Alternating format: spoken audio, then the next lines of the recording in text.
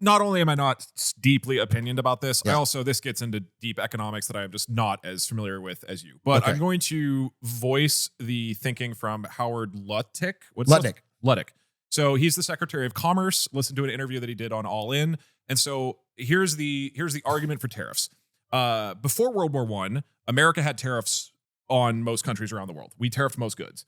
And that was also before World War I, when America was an absolutely unbelievably powerful industrial creator, right? We had massive output and production as a company. That's what we were known as. That's what America was. And that's what basically powered and won simplifying dramatically, obviously, but World War I and especially World War II, right? Just this massive production engine of the United States.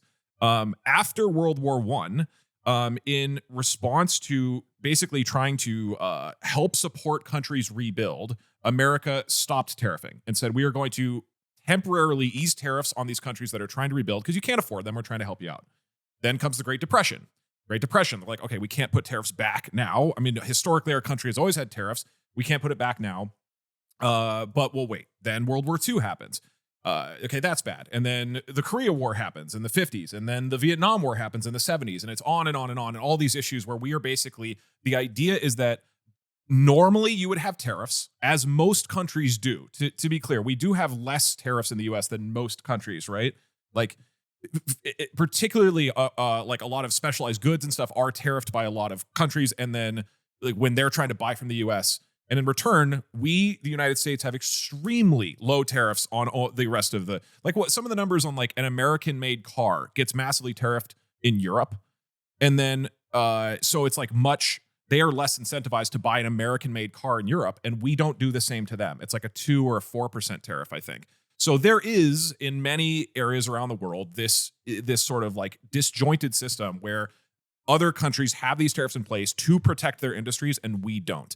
And the thinking by Howard Lutnick and Trump is that by the time we got through the Vietnam War, we're in the 80s, and now we've had 4 decades of not having destruction around the world, not having countries that are ravaged by war, at least to the same extent, that we as America need to go back to what we used to do, which is to say, hey, we're going to protect our industries. And over the last 4 decades, we've seen that basically all manufacturing in the US has been offshored, that these manufacturing jobs are gone, that exactly like you said, all like you and me, I'm a mug salesman technically. And yes, sir. Right. We make our mugs in China because there's barely the option to do that in the US. And if it is, I think that's slow the thing and is expensive. even if you want to, the options to choose from are very limited in terms of what you can actually make. Yes. Yeah.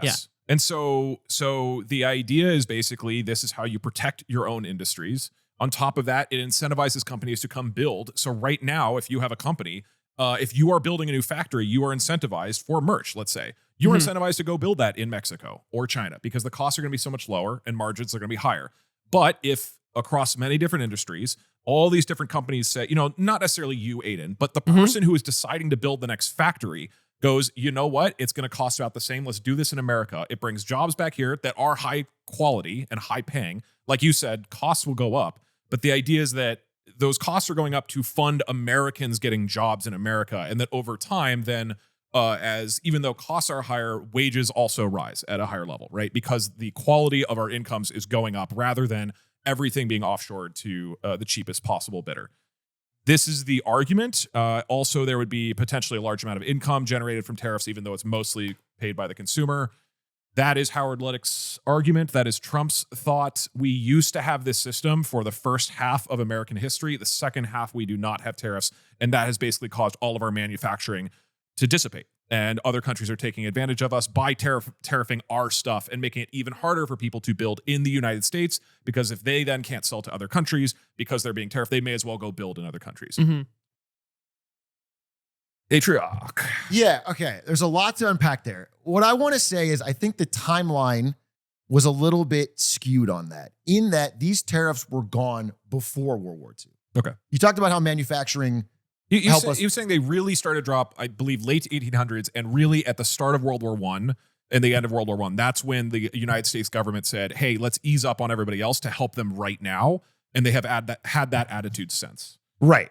And our manufacturing peak is after World War II. So the tariffs were gone before World War II. Interesting. We have a manufacturing boom during the end of the Great Depression into World War II. And our peak is right afterward when everyone else is dead, or not dead, but Actually, some of them dead. Yeah, a lot of you them. know, Yeah. Europe's blowing up, and we're building. People, World War II, people. What I would Add that say to the, quick is that shot our for next week. manufacturing peak is when we are the leader in making the best stuff, Mhm. when we are competitive. When you add up all these roadblocks and tariffs, what you're really doing is you're taxing your own citizens to provide a jobs program for this specific industry. Right. And you're doing it briefly because it's only as long as people will stomach these tariffs, which means it's very risky for someone to make that investment choice because they know it's so, people don't like paying more for shit. Yeah. It's a hidden tax. So usually they'll get rolled. I mean, like the Smoot-Hawley tariffs, which is the last tariffs we had in America. They were so deeply unpopular. They extended the Great Depression. They made everything more expensive. They got rolled back. Wait, what were those? They're called the Smoot-Hawley tariff. It's a tariff act, and it was in the 1934.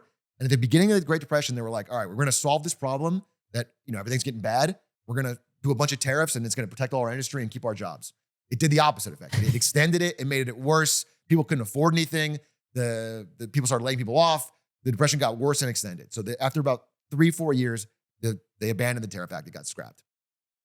And that's when we actually began this whole resurgence boom into World War II. That's part of that is government spending on World War II. But so the idea that the only way we can be competitive is if we block our competition is, to me, scary.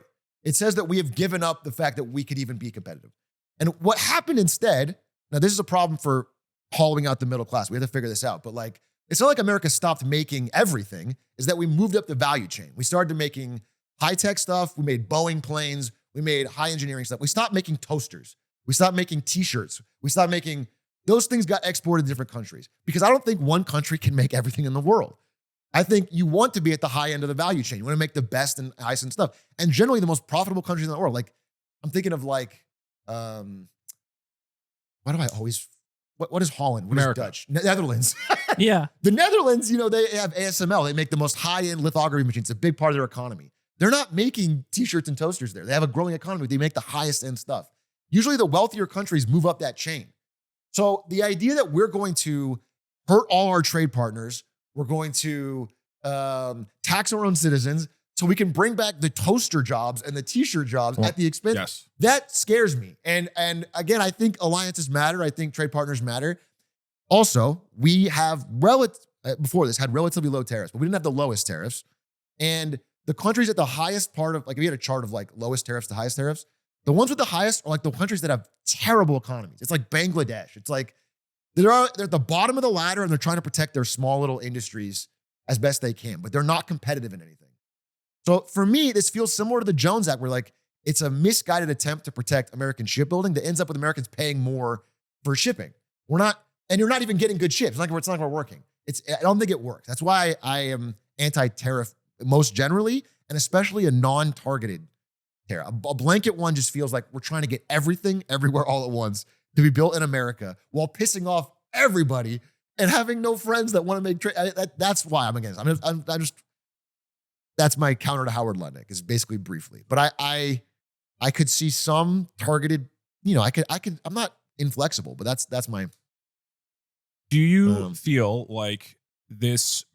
So I think probably some of the biggest motivation for this is the sense that the middle class is disappearing in the United States. Yes. And that is because middle class jobs are disappearing. And many of those jobs have been outshored. And I think there's been what I would call a fantasy that we as Americans are smarter than everybody else. And we are the ones who should be managing products and being creative like Apple does. And then the Chinese and the Indian, those people should make the phones, not us, right? But we'll keep designing the phones.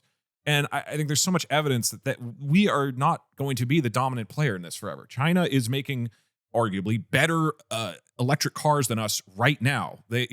Asia has better public transit right now. China is testing out flying taxis right now. And that is also happening in the US actually. And it's very exciting, but at a much slower pace that's more expensive and is going through more regulations and all this stuff. So they're going to beat us on that most likely.